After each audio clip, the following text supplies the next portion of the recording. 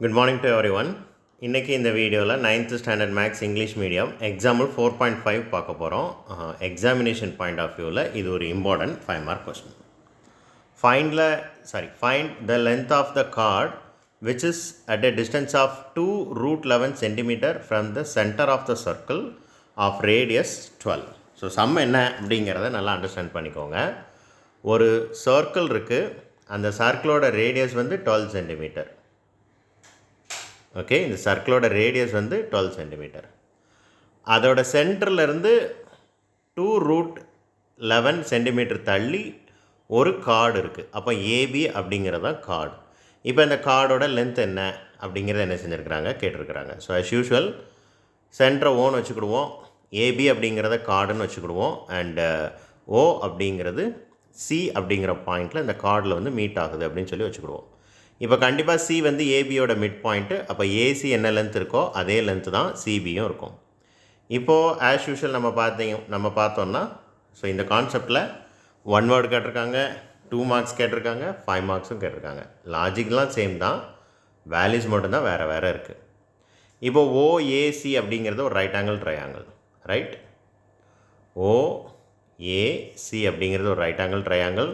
So Pythagoras theorem substitute பண்ணலாம். So இது 12 centimetre, இது 2√11 சென்டிமீட்டர். ஸோ 90 டிகிரிக்கு ஆப்போசிட்டில் இருக்கிறது தான் ஹைபாட்டனஸ். ஹைபாட்டனஸ் வேல்யூ இருக்குது, அப்போ 12 ஸ்கொயர் பண்ணணும், 2√11 ஸ்கொயர் பண்ணணும். அந்த வேல்யூலேருந்து ஸோ ஹைபாட்டனஸ் ஸ்கொயர் வேல்யூலேருந்து இந்த ஸ்கொயர் வேல்யூ என்ன செய்யணும், சப்ட்ராக்ட் பண்ணி மறுபடியும் ஸ்கொயர் ரூட் எடுக்கணும். அப்போ தான் ஏசியோட லென்த் என்னன்னு கிடைக்கும்.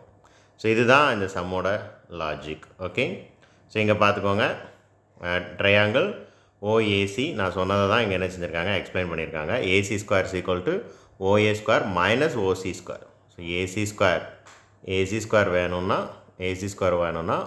OA square minus OC square,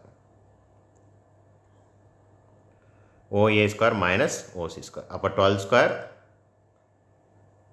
square minus 2 ரூட்டில் வந்து ஹோல் ஸ்கொயர். 12 ஸ்கொயர் வந்து 144னு தெரியும். அண்டு 2 இந்த சைடு பார்த்தீங்கன்னா 2 ஸ்கொயர் பண்ணணும், அண்ட் √11 தனியாக ஸ்கொயர் பண்ணணும். 2 ஸ்கொயர் பண்ணால் என்ன கிடைக்கும், 4 கிடைக்கும். √11 இன்ட்டு √11 என்ன கிடைக்கும், 11 கிடைக்கும். மறுபடியும் இந்த 11ஐயும் 4ஐயும் மல்டிப்ளை பண்ணணும். 44 அப்படி தான் வந்துச்சு. 144லேருந்து 44 சப்ட்ராக்ட் பண்ணால் 100.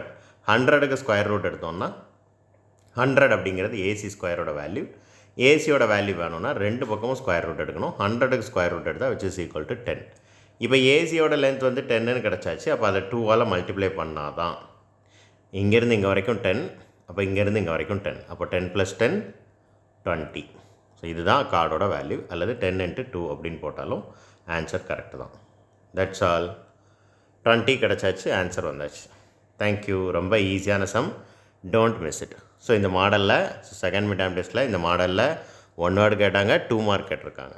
இப்போ ஹாஃப் இயர்லி எக்ஸாமினேஷனில் 5 மார்க் கேட்டிருக்காங்க. தேங்க்யூ.